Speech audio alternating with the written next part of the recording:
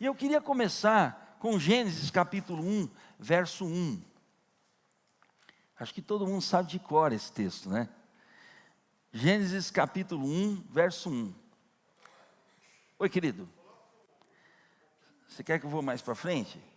Assim está melhor? Para visualização, né, das câmeras. E eu também vou pedir para você um favor, que tem um socorro para mim. Um socorro fluido aqui. O H2O. Se puder fazer esta caridade. Obrigado, querido. Isso é um amor de pessoa. No princípio, criou Deus os céus e a terra. Você conhece isso. Mas eu não vou falar aqui de criação por criação. Eu vou falar com vocês hoje onde é que está o evangelho, na criação ou a partir da criação. Porque a criação de Deus é um ambiente para a revelação do seu amor. Por que Deus cria? Por que existe esse princípio? Por que existe essa criação? Por que céus e terra? Por que este ambiente cósmico? Por que tudo isso? Se Deus é autossuficiente, muito obrigado, irmão.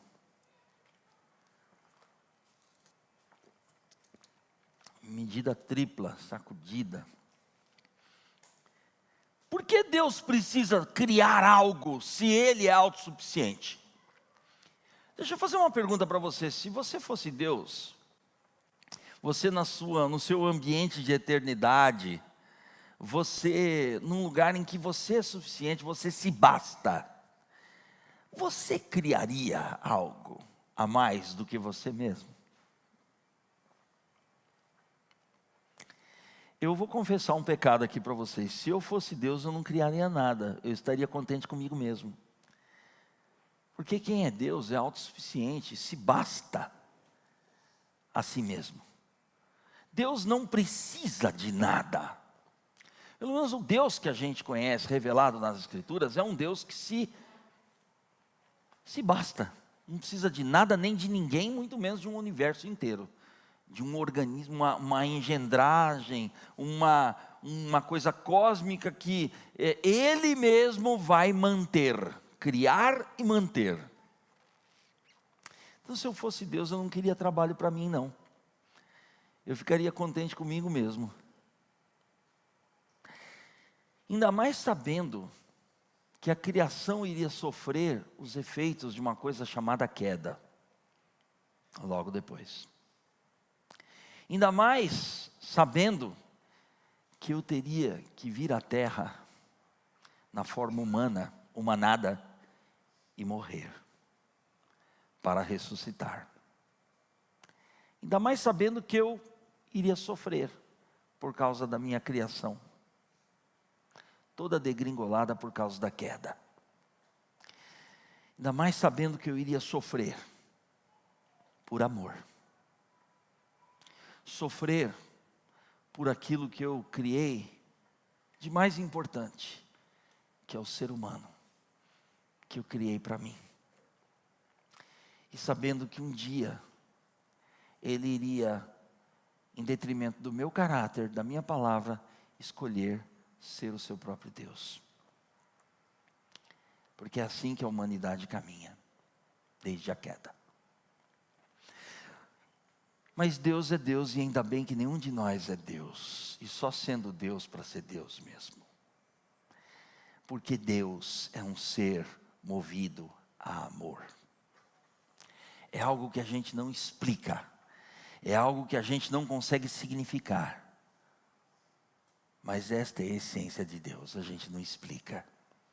O que João fez lá em 1 João capítulo 4, verso 8, é dizer que Deus é amor. Não é no sentido de explicá-lo, mas é no sentido de descrever o caráter desse Deus. Então um Deus que é totalmente amor, totalmente suficiente em si mesmo, por que criar? E tem mais um agravante nesse verso. Eu vou tratar com 3 textos com vocês, tá? É aqui Gênesis 1 e 1, Marcos capítulo 1 também, depois a gente vai ver, e Apocalipse capítulo 22. Eu vou fazer assim uma pincelada na Bíblia, de A a Z, Eu vou passar no meio assim de Marcos, para a gente fazer esse histórico do Evangelho, rapidamente. No princípio, os meus alunos de hebraico lá da faculdade, eles vão vibrar quando eu disser essa palavra Bereshit. O meu ex-professor aqui, Márcio, conhece bem mais do que eu. O hebraico, o Antigo Testamento, Bereshit. E eu estive pesquisando um pouquinho essa palavra. Ele tem uma conotação muito interessante. Cabeça, raiz, cabeça de tempo, princípio, como é traduzido comumente, né? Mas essa cabeça do tempo, que a gente fala Rosh, ele tem a ver com mais do que simplesmente uma figura. Ele tem a ver com uma pessoa. Esta cabeça do tempo, este princípio, este início, é aonde Deus cria todas as coisas. Esta cabeça, esta soberania, nos remete ao Filho de Deus, que é Cristo. Nós poderíamos dizer assim: em Cristo criou Deus o universo. Você está começando a perceber que o Evangelho é uma história que não começa nas narrativas do Novo Testamento. A Bíblia inteira é a história do Evangelho, porque o Evangelho, ele é algo que é preparado, é uma preparação da redenção divina, desde esse princípio. Mas também, o Evangelho é uma construção da história da redenção, desde esse princípio, desde essa cabeça do tempo, desde este marco que Deus colocou no universo, desde esta pedra fundamental do universo. Deus vai construindo uma história de redenção. Mas Ele vai construindo uma redenção, preparando, construindo, para consumá-la depois. O ato final da redenção é a consumação da própria redenção. Ou seja, tudo está debaixo da soberania divina, não foge ao seu plano redentor, que é linear. Nós já podemos configurar aí o Evangelho. O Evangelho. Nós vamos ver algumas passagens aqui que vão denunciar isso claramente. Eu sempre brinco que a Bíblia é um grande PCC, né? PCC, preparação, construção e uma consumação. Ou uma promessa, um cumprimento e uma consumação. Porque toda a Bíblia está fundamentada nisso aqui. Toda a Bíblia está fundamentada nesta cabeça, neste Bereshit, nesta criação, neste princípio criador de Deus. Não há como fugir a isso. Tudo que acontecerá doravante, principalmente na queda, vai ser um acidente de percurso nosso, não nos planos de Deus. Deus não tem plano B. Deus só tem um plano, que é um plano de criação e redenção. Deus não é surpreendido em nada, porque Ele já sabia onde ia dar a sua criação. A sua criação iria culminar na consumação do seu projeto redentor. Então não há surpresas para Deus. Agora nós, dentro desse percurso, pega comigo aqui. Deus está na eternidade, Ele cria a história e Ele vai para um ambiente chamado cosmo, universo. Ele vai para um ambiente chamado Éden. Ele tem uma criação, e essa criação será mineral, vegetal, animal, humana. A partir do momento em que Ele nos cria como humanos, Ele nos cria para a relação com Ele. Já está encaminhado o projeto de redenção. A partir dessa relação com Ele, nós vamos ver alguns outros textos. Só estou olhando aqui. Toda a existência só vai ter sentido em Deus. Fora de Deus, não existe sentido para a existência humana e nem de nada que existe nesse universo. Ou seja, Deus é o sentido da vida. Deus não é só o autor da vida, Ele é o sentido da vida. Ele dá sentido à vida. Mas eu queria analisar umas coisas com vocês aqui, bem interessantes. No princípio, criou do nada, porque nada existe, então Ele trouxe à existência o que não existe. Não me pergunta como Ele fez isso, porque nós nem vamos conseguir explicar isso. Nós vamos começar a rasgar nota de 100 aqui.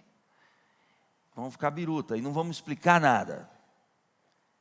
Eu não quero explicar Deus, eu quero entender o seu propósito redentor, que está estampado na criação.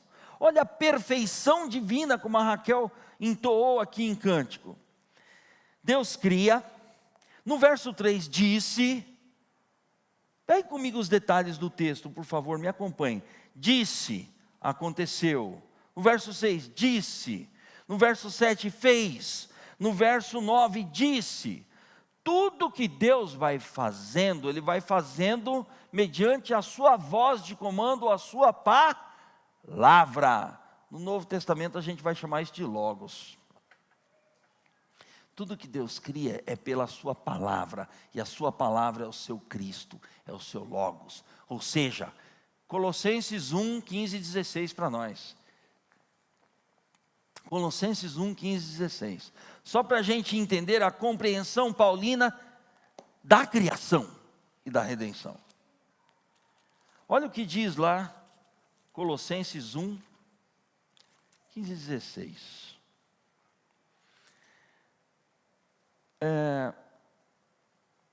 Pode ser, só o 16. Porque nele, em quem? Em Cristo, foram criadas todas as coisas. Lembra no princípio Deus criou Deus os céus e a terra? Porque nele foram criadas todas as coisas que há nos céus e na terra, visíveis e invisíveis. Sejam tronos, sejam dominações, sejam principados, sejam potestades, tudo foi criado por Ele e para Ele. Tem alguma coisa de fora aqui? Da palavra tudo? Qual que é o antônimo de tudo? Nada. Tem alguma coisa que ficou fora da criação divina e do seu propósito criacional? Nada.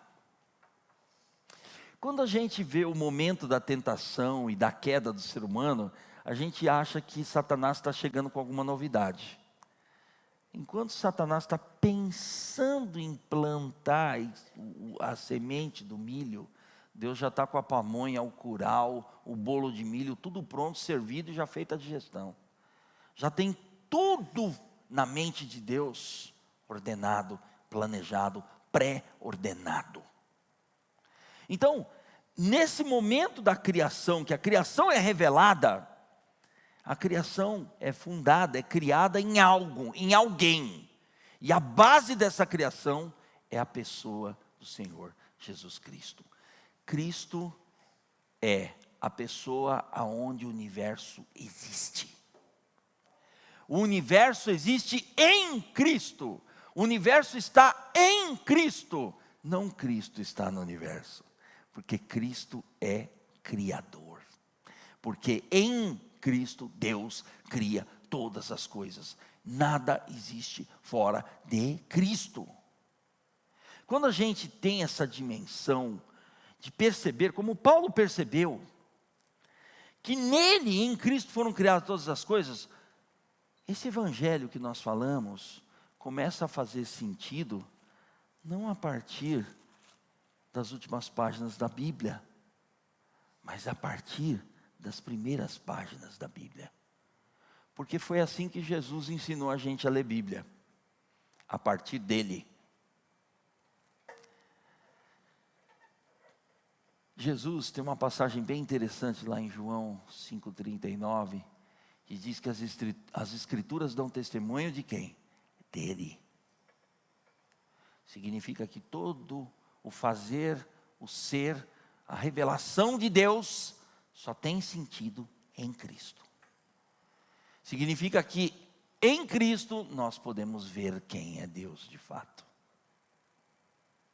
Então, quando a gente aborda este momento da criação aqui, falando desta teologia, desta mensagem da criação, nós podemos ver que está tudo perfeito, tudo dentro dos planos de Deus até o caos.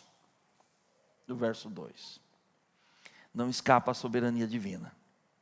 Mas vamos entender mais um pouco aqui do espírito do Evangelho nessas passagens. No verso 22 do capítulo 1 de Gênesis, diz: e Deus os abençoou, apreciou, se fez presente, aprovou, aceitou o quê? O que Ele mesmo fez. Uma das diferenças entre revelação e religião é que a religião é tudo aquilo que a gente faz e tenta produzir. E a revelação tem a ver com tudo que Deus faz, e não o que a gente faz. Aí que está o contraste gritante entre religião e revelação.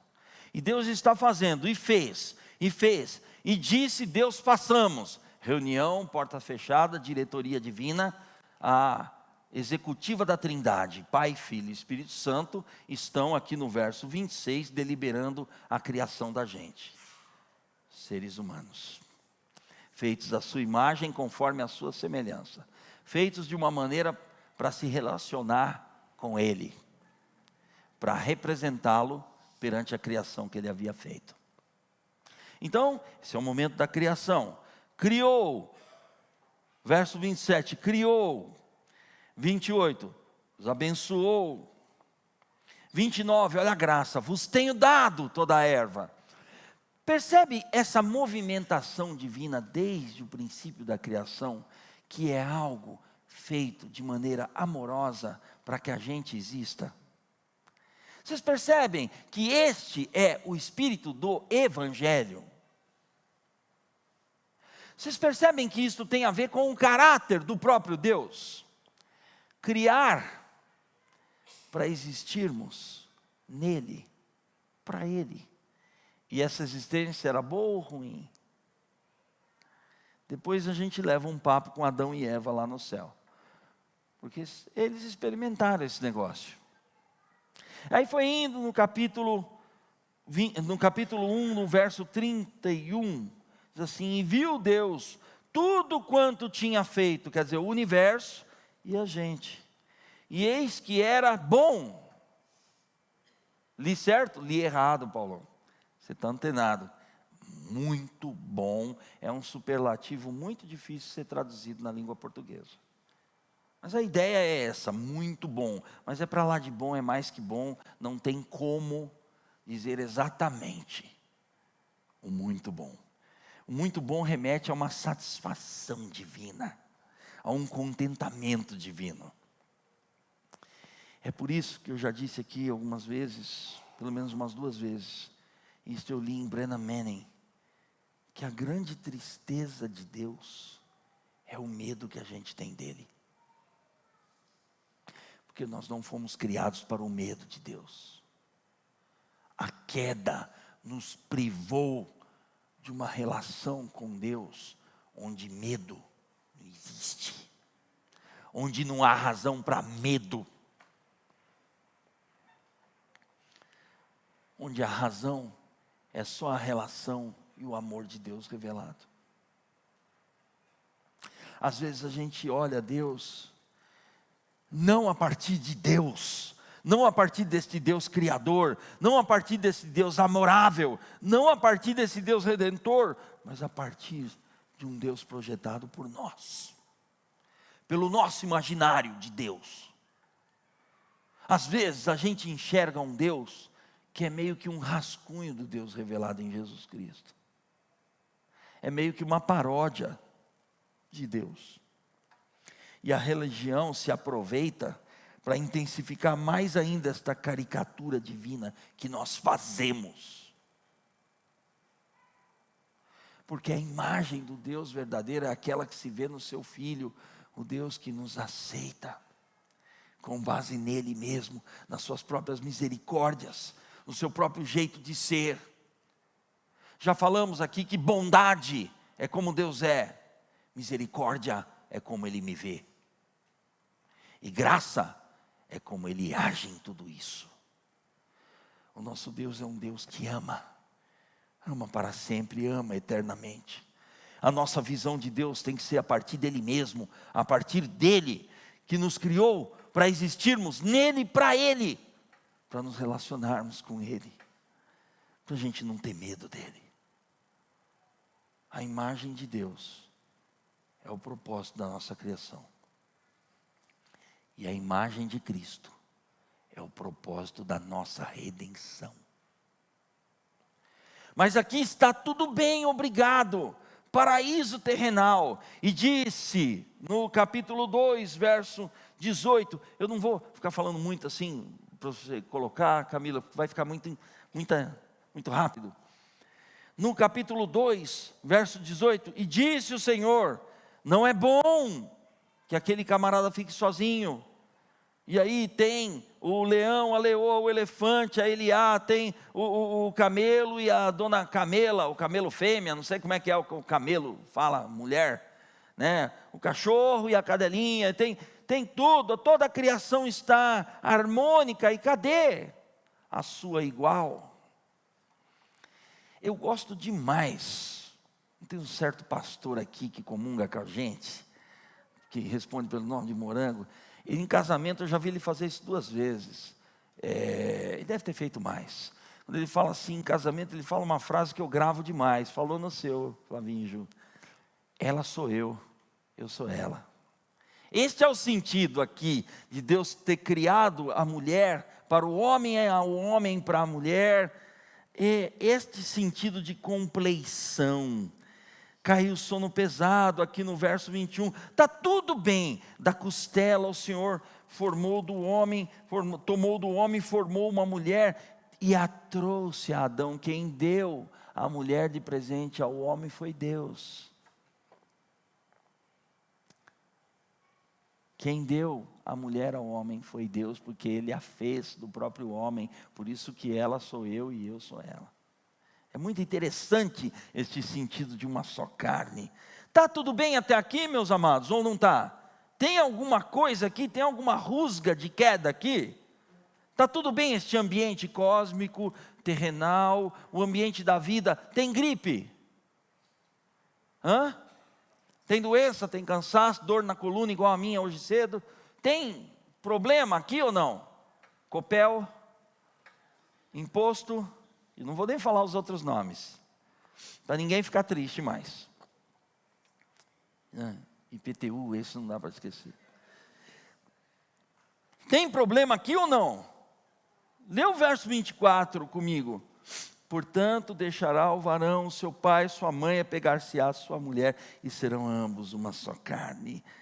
E isso é a união que Deus causa num casamento. Esse é casamento que Deus faz. A gente é especialista em desfazer, Deus é especialista em fazer, construir, alicerçar e preservar. Só separa o que Deus não uniu, na minha avaliação.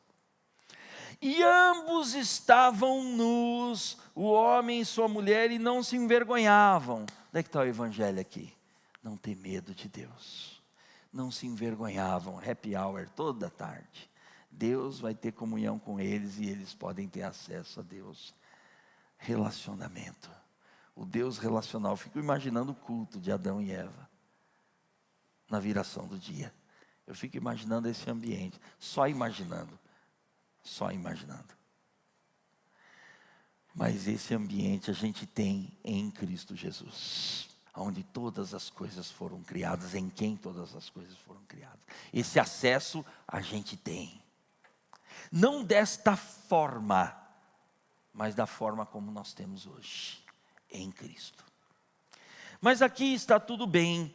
Deus, o que Deus fez, deu tudo certo, está tudo bem. A nossa identidade está cristalizada em Deus. A identidade do ser humano é em Deus, está em Deus, está tudo certo. E aqui veio o diabo da hermenêutica.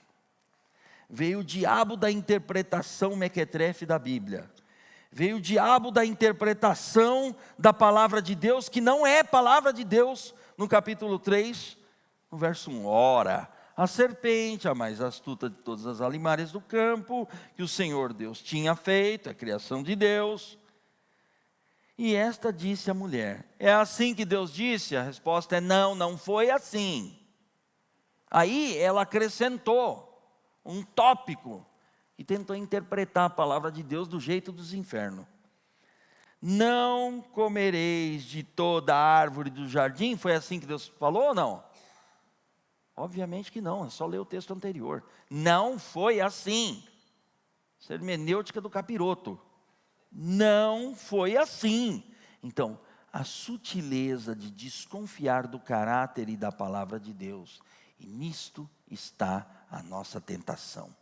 A tentação de acharmos que podemos ser Deus. Por isso, que a raiz do pecado é não crer em Deus, não depender de Deus, não se perder em Deus.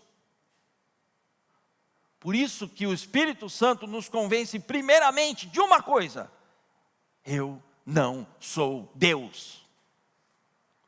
Eu preciso de Deus.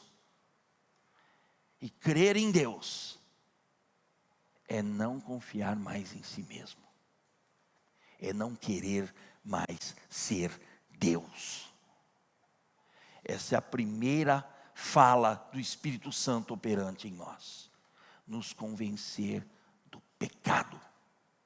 O pecado começa aqui. Foi assim que Deus disse. Dona Eva sabia, seu Adão sabiam. Não havia sido dessa forma. Não. Então, o que aconteceu aqui? Foi indo, medo de Deus. No capítulo 3, nos escondemos do Senhor, tivemos medo. E nós vamos criar a primeira religião universal. Qual é a primeira religião que existe?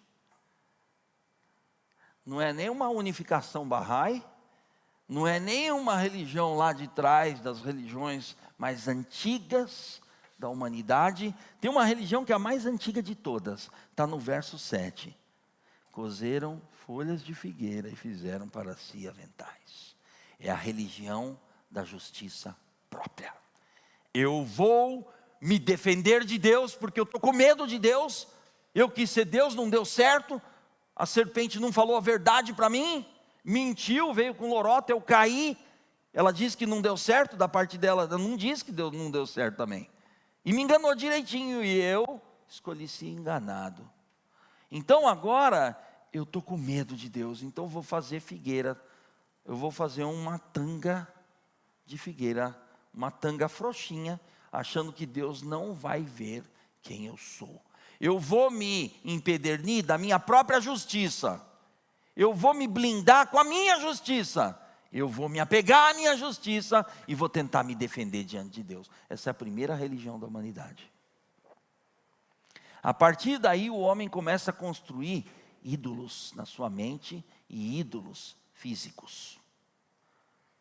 Mas a primeira coisa que o homem fez é se defender de Deus por conta do medo de Deus, medo gerado pela não confiança no caráter e na palavra dita por Deus. Pronto. Deus falou, será? Aí está a nossa queda. Aí está a queda da nossa raça. Sabe qual é a raça que Deus mais ama? Começa com H-U, termina com Na. Humana. Todos nós. Aqui começa a queda da nossa raça. Então, a essência do pecado é a dependência de si mesmo. Mas a essência da redenção é a dependência total de Deus. E aqui Deus já começa a dar o vislumbre do seu amor. depois da queda. Lê o 3:9 comigo. E chamou o Senhor a Adão, Senhor Deus a Adão, e disse-lhe: onde estás? Esse é o amor que me busca. Esse é o amor que me busca enquanto humanidade. A humanidade começou a ser buscada aqui. Vocês querem se vestir da própria justiça? Isso não se sustenta perante mim. Onde é que vocês estão? Que eu vou aí fazer o serviço da redenção. Está começando a ver o Evangelho ou não? Porque no verso 15 vai ser a primeira promessa do Evangelho, a primeira profecia da Bíblia, onde todo o restante da revelação vai descansar. Verso 15 do capítulo 3. Porém, inimizade entre ti, serpente, e a mulher, entre a tua semente e a sua semente. Esta, a semente da mulher, te ferirá a cabeça, e tu lhe ferirás o calcanhar. Aqui está a primeira profecia do Evangelho. Toda a revelação bíblica vai descansar, vai ser alicerçada nesta promessa. Lembra que eu falei para vocês do PCC? Só um acróstiquinho para decorar o negócio? Para encher um pouquinho as paciências? PCC, só para não esquecer, né? Fica meio provocativo, sugestivo, coisa de facção, mas não é. É a facção da redenção. Preparação do Evangelho. Construção dessa redenção do Evangelho ao longo da história humana. Consumação do Evangelho planejado por Deus, da redenção planejada por Deus. Toda a história da Bíblia é uma história de redenção, é uma história de busca e fuga, busca divina, fuga humana. A gente é fujão, a gente já nasce fugindo de Deus, depois desse momento. E Deus precisa chegar com o oficial de justiça divina, chama-se Espírito Santo, e dizer: Maurício, você nasceu em pecado, você é pecador, você é inimigo de Deus, porque você no fundo quer ser Deus, Maurício. Você nasceu com esta coisa, com este vírus, infectado por esse desejo de autonomia e de teomania. Então o Espírito Santo precisa me convencer que eu não sou Deus. Aí o trabalho do Evangelho e da redenção começa na minha vida. Aí o que era amor e apego ao pecado de querer ser Deus, passa a ser o ódio e o repúdio ao pecado de querer ser Deus. Tem muita gente falando de Evangelho, que é a boa nova, sem falar da má notícia de que nós nascemos pecadores. Eu me preocupo muito com isso. Eu me preocupo muito com isso. Porque venha para Jesus, é a boa nova, é o Evangelho, Jesus te ama. Está tudo certo. Não tem nada errado. Mas é do jeito dele. Qual é o jeito dele? Me convencer que eu sou pecador. Tirar o coração de pedra e colocar o de carne. Senão não vai funcionar. Senão vai ser um amoldamento moral, religioso, ético, comportamental, porém, não vai ser a vida de Deus em mim. Vai ser uma coisa falsa, vai ser uma coisa religiosa, até bem fazeja, até bem comportada, até adequada, mas não vai ser o Evangelho. O Evangelho vem para matar na cruz, para dar a vida da ressurreição, que não pode ser morta mais, que não pode ser mais matada. Então, aqui nós vemos uma promessa. Toda a Bíblia agora, tudo que acontecer na Bíblia, a gente pode imaginar qualquer coisa, até o genocídio cananeu. Pode imaginar toda a profecia, toda a lei, todos os profetas, tudo que você vê na Bíblia está alicerçado nesta promessa: eu vou pôr inimizade, ou seja, eu vou fazer uma distinção entre o que é Evangelho e o que não é Evangelho, o que é da serpente e o que é meu, entre redenção e maldição. Aqui está cravada uma linha de separação, uma distinção muito clara entre evangelho e não evangelho. Para Deus, em cima do muro, é fora. Não existe meio termo. É meio convertido. Não existe. Ou é ou não é.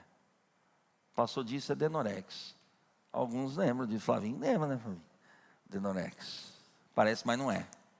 Os mais novos acho que não lembram muito dessa frase, não. Lembra, Paulo? Ah, não faz essa cara, não, filho. Que YouTube, isso é coisa... Deixa pra lá. Mas a gente viu o Gênesis, como a coisa degringolou e como que Deus arrumou.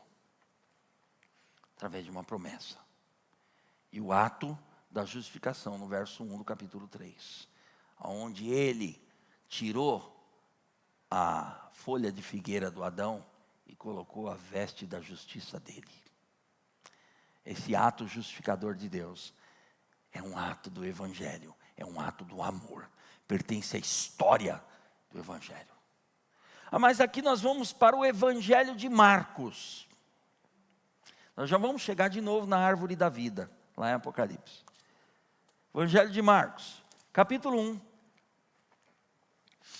Estou esquecendo alguma coisa, né, Camila? Depois eu vou lembrar da projeção. Capítulo 1 de Marcos, verso 14 em diante. Podemos ler até o verso 20, não tem problema algum. E depois que João foi entregue à prisão, veio Jesus para a Galiléia, pregando o evangelho do reino de Deus e dizendo: o tempo está cumprido e o reino de Deus está próximo.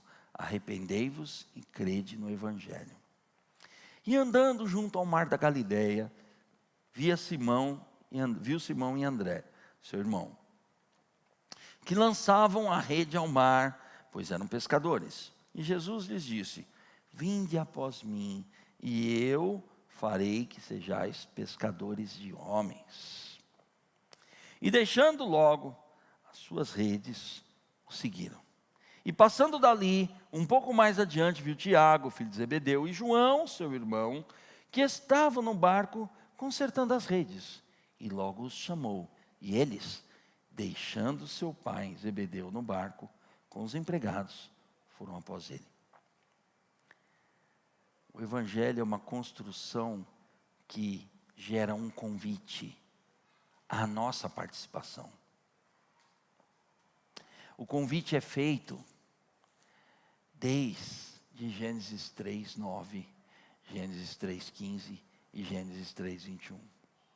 O convite de Deus à participação no Evangelho permanece desde tempos imemoriais. Deus nunca mudou o seu Evangelho. Nós é que muitas vezes mudamos a compreensão do Evangelho de Cristo, do Evangelho revelado em Cristo, que é o Evangelho de Deus. Olha aqui a cena de Jesus começando o seu ministério. Qual era o cartão de visitas de Jesus? Pregando o quê?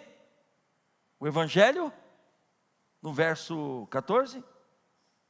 Do reino de Deus. O Evangelho daquele reinado, daquele rei, daquele reino que criou todas as coisas.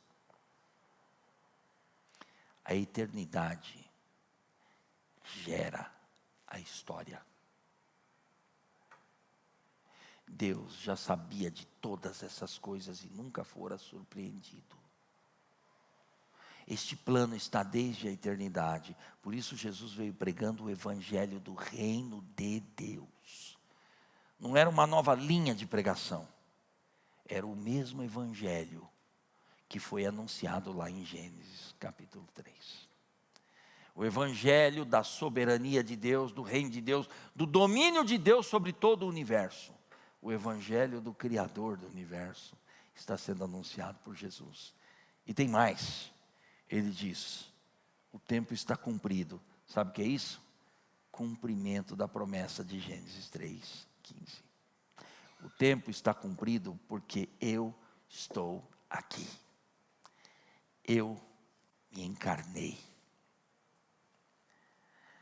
Você já é capaz de imaginar que a pessoa em quem Deus criou todo o universo se vestiu de gente igual a mim e a você?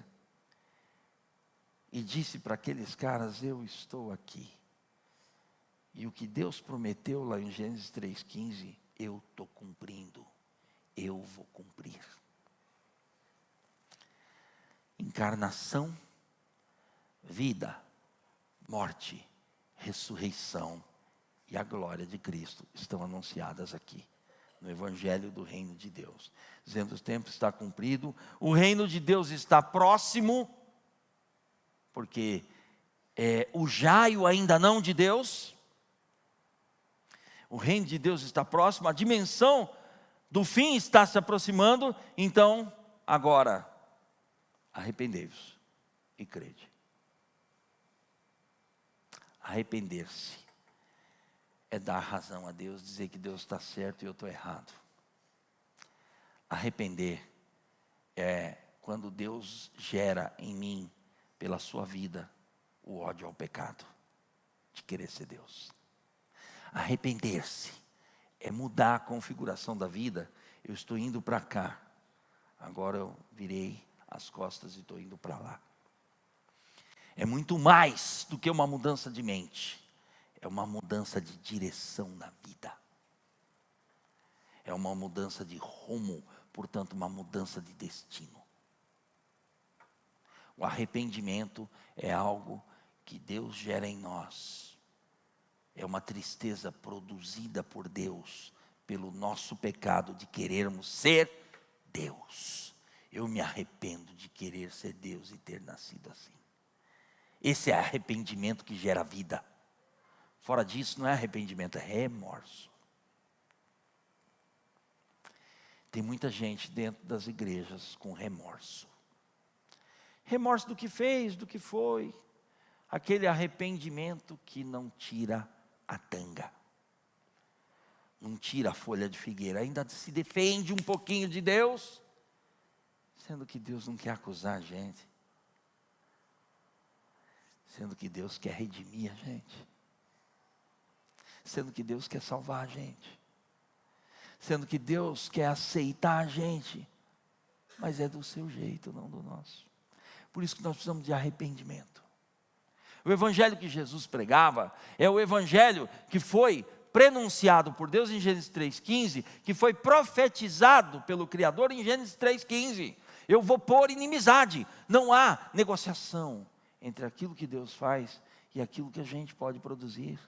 Não há mescla, não há vitamina, não há blended, eu não posso misturar o que Deus faz com aquilo que eu faço. O que eu faço e produzo não tem a ver com Deus, tem a ver comigo.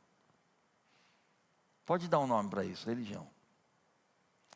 Mas a graça de Deus, a redenção divina, a revelação divina, é tudo o que Deus pode e quer fazer em mim e em você. Gerar em mim e em você o arrependimento genuíno é: eu te dou razão, eu vivi errado, eu estou errado, o Senhor está certo, tu estás com a razão, o direito está contigo, a justiça está contigo, não está comigo, eu não tenho como me justificar diante do Senhor. Abrir o peito e dizer: eu sou esse aqui, arroz de terceira, quebrado feito arroz de terceira. Eu te dou meu pecado, quer me dar teu amor? Vamos fazer essa troca.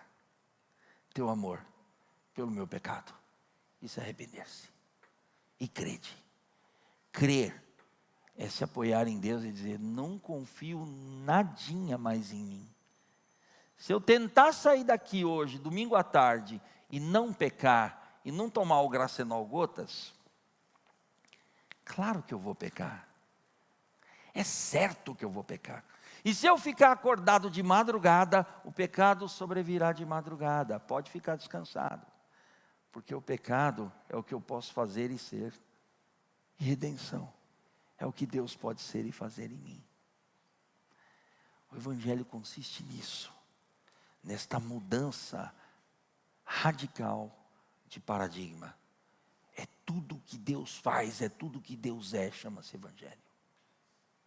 Tudo que eu sou e sou capaz de produzir, gera queda. Você se lembra de Gênesis 1 e 2?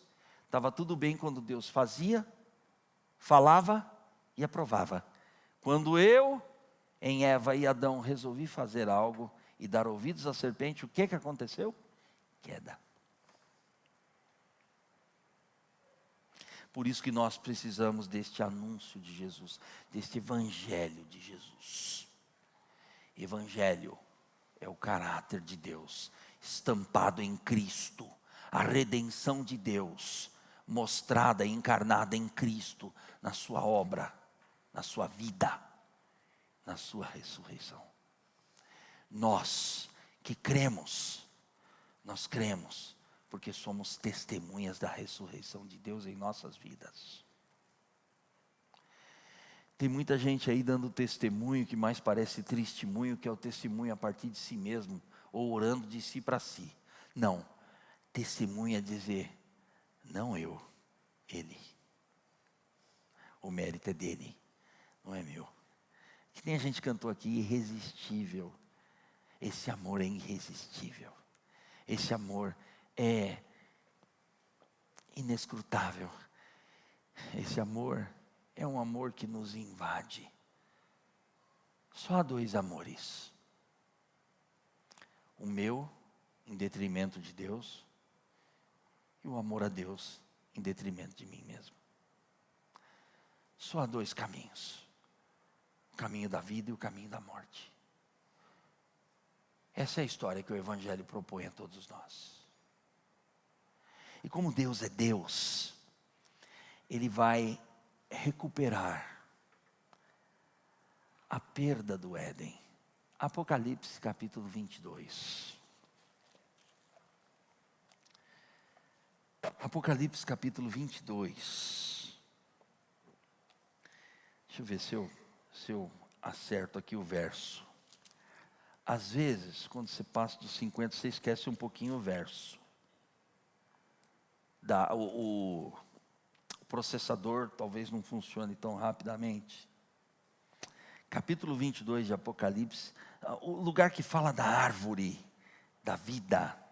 Aqui no verso 2 em diante já fala. Capítulo 22 de Apocalipse.